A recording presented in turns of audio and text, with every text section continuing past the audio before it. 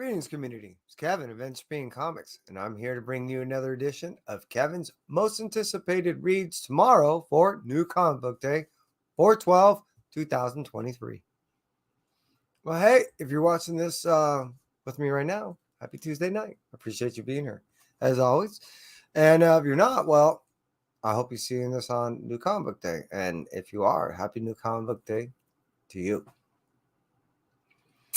I have somewhat of a list, but it isn't too extensive. At the same point, there are some reads that I've been anticipating for a while, and some of those reads are concentrated in just a couple of,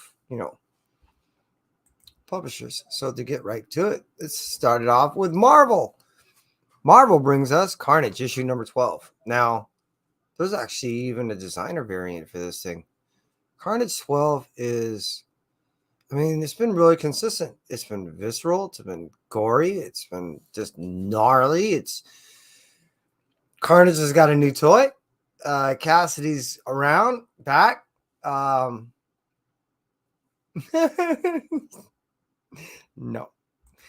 And yeah, man, I'm digging it. It's the fact that this story has just been exactly what I always hoped Venom stories would turn out to be, and they never were. So the fact that they're allowing Carnage to just go freaking nuts and blood and gore just flying everywhere, it's my kind of story. This is what I look forward to in a symbiote story.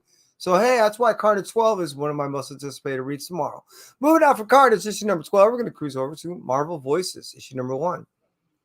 The cool thing about this is Marvel Voices always gives us a nice plethora of stories. Some cool, some not. Mostly, I enjoy them. Not only that, there is some new characters that are going to be in this issue, spec or not. I am looking forward to some new reads. I like fresh new looks and new characters. If people take on it and it turns into a spec thing, whatever. Cool thing is they're just cool new little tidbits of reads, and when they become popular or not, they become series. I think that. I like new stuff. But moving on from Marvel Voices, issue number 1, we're going to talk over to Miles Morales, Spider-Man, issue number 5. Miles has been so just awesome. I've been digging it. I'm liking this new character. I like the fact that this new character, that's funny stuff, man. Has all these neat gadgets, and it's just pushing Miles to the edge. He's having some great difficulties, not only in his personal life, but with this new opponent. This new opponent knows a lot about him, and it's just ramping up to be something intense. Seriously. The next few issues should be just rather interesting, and that's why I can't wait to get my hands on this one tomorrow. That's why, again, Miles Morales, Spider-Man, issue number 5 is on one of my most anticipated reads for tomorrow. Cruising out from Miles Morales, we're going to talk over at the Silver Surfer. Ghostlight has been rather interesting. We're talking about issue number 4.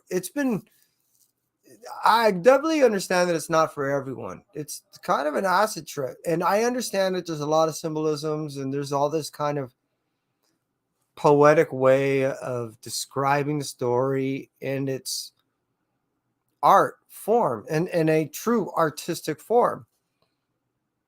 It's pushing the limits of even me, and I like almost everything. So it is interesting, if nothing else. And I do look forward to reading it just because it's a challenge to go ahead and not to get through or read or anything, but to try to properly interpret what is trying to be conveyed. So that's why I look forward to reading this. So again, I'm talking about Silver Surfer, Ghostlight, issue number 3. Sorry, not 4. Is on one of my most top anticipated reads. Yo, bro, how's it go? Appreciate you being here. Moving over from Silver Surfer, Ghostlight, issue number 3. We're going to talk about X-Men Facsimile, issue number 1. I can't afford the first, are you kidding me? First issue of X-Men, 1960? No. I can't justify it. I read too much. So that's, I spend all my money on reading material and not these hardcore collectible things. It's me. Sue me. That's why I have these huge long lists of reads. So that's why X-Men Facsimile Edition of #1 is on one of my most anticipated reads. I have one. I want another one, a different one. So why not?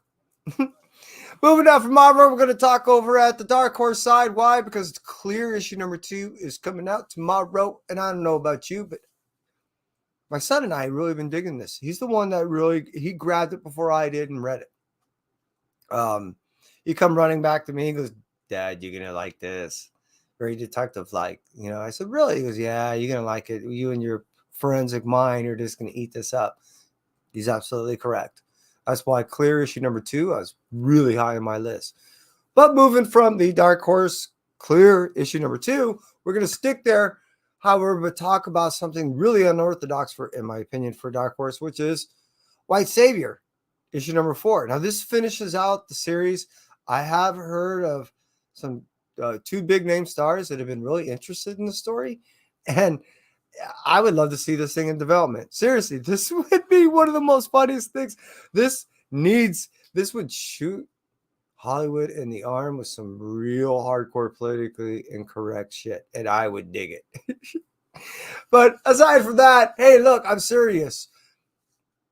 White Savior, I only got to read the first 2 issues when it was given to me 3 years ago. And now that I get to read issue 3 and now 4, finishing it out, you have no idea how anticipating I am to read this final issue to the story.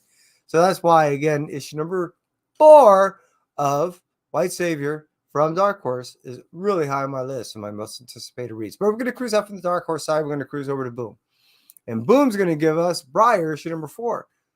Now, coincidentally, this is also another issue or series that Kai and I have not only been reading, but he's been reading prior, which I have been reading and highly anticipated the reads, probably as high as I have been. So, actually more. He grabs them before I do. So, Briar has been a very interesting tale of what I think is more properly a grim fairy tale story. Truly, I think it falls in the true vein of how these fairy tale stories were truly supposed to be told. I'm appreciating for how it's being done. The art is freaking awesome. And how badass this chick is, I'm digging it. Not going to give anything more away than that. I'm just looking for this finale to be as good as the read has been. And I'm talking about Briar issue #4 from Boom. But we're going to cruise out from Boom. We're going to go over to Blaze. Why? Children of the Black Sun issue #4. This has been intense. These creepy kids freak me out. It's yeesh, sick. I only because they give me goose pimples, and they're like Black Sun goose pimples. I don't know. It's weird, but I dig it. I seriously do. I turn the page yeah. What's the next one? They're fun reads, and I really recommend them. So that's why Children of the Black Sun issue #4 is pretty high on my list. Moving out from the Ablaze, we're going to cruise over to Vault. Vault Comics gives us, one of my favorite reads, which is the Barbaric series. And this Barbaric series in particular has been really enjoyable. It's Hell to Pay issue #3, Barbaric. Because of this series' popularity, this whole barbaric world has grown into this massive place. I am not going to pick up everything from the series because I think it diverged in 3 different directions or something. I don't know. It's getting nuts. I'm reading, I think, this Barbaric, and I am reading something else of it, but I can't go everywhere. I read too much. So anyways, but the Barbaric core series of Hell to Pay issue #3, highly recommend. If you're into a hardcore, slapsticky, in your face, pretty vulgar version of a Conan, well, this is for you. That's why Barbaric Hell to Pay is for me, issue #3. Hey, we're going to cruise out from Vault. We're going to cruise over to Image. Now we're going to talk about issue #5 of Dark Ride. Dark Ride has been a series that I think has wowed everyone. When I was first privy to some of this pages, initially prior, I think it was about 5 or 6 weeks to its release, I knew it was going to be something that was going to be almost like a Stray Dog style hit.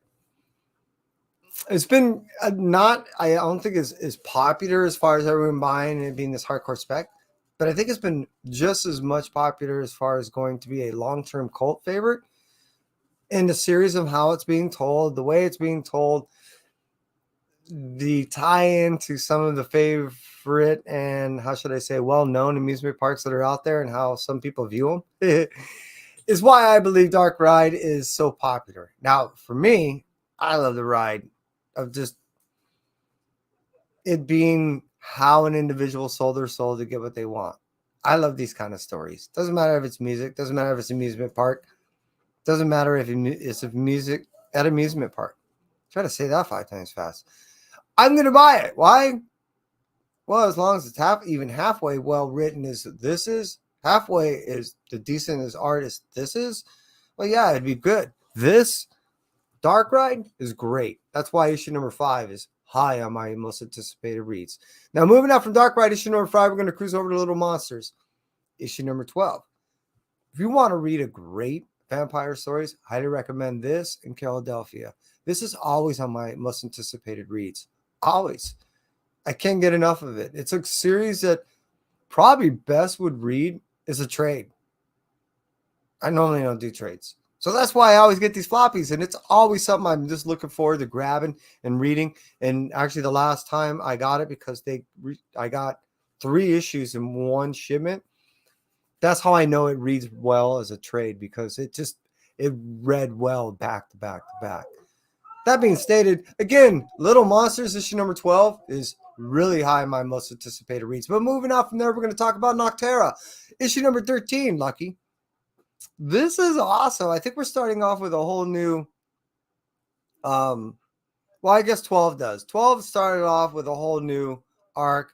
13 solidifies what we've seen in actually 12 and then takes off from there. We thought we saw the last of Al.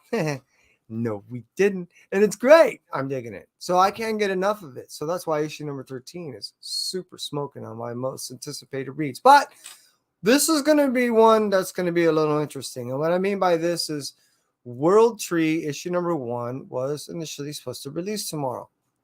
And it's on my most anticipated reads. And I'm sure if I go to a couple shops, there might be a couple people that didn't get the memo that the cover A and I believe the 1 in 25 both supposedly have printing errors that were ordered to be destroyed. We'll see if that happens.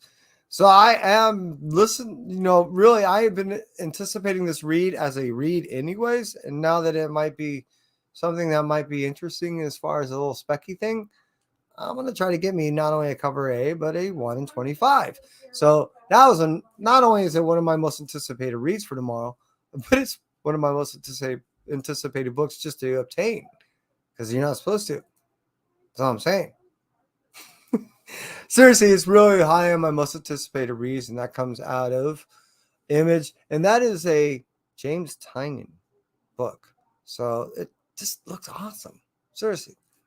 But what we're really here for is my most anticipated read, which is our Blue Light Special. That's right. And that is if you know me, you know I love TMNT and Usagi Yojimbo. You put them both together, and no, they don't make a great cake, but they might make a good brownie. But I am actually talking about a better story, which is called Werewin.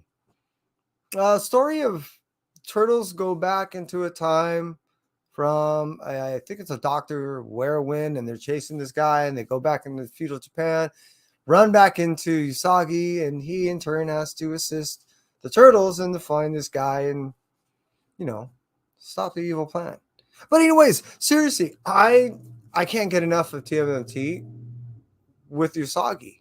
I am a massive Usagi Yojimbo fan. And if you put TMNT together with Usagi, I'm always going to get it. I'm actually a sucker for these crossovers anyways. As you well know, I would put out a video about TMNT doing a crossover with a couple other series, and I am so looking forward to those. But this one tomorrow, are you kidding me? It's my Blue Light Special. And that's it for me, Entropy. Thank you for watching, and you stay well.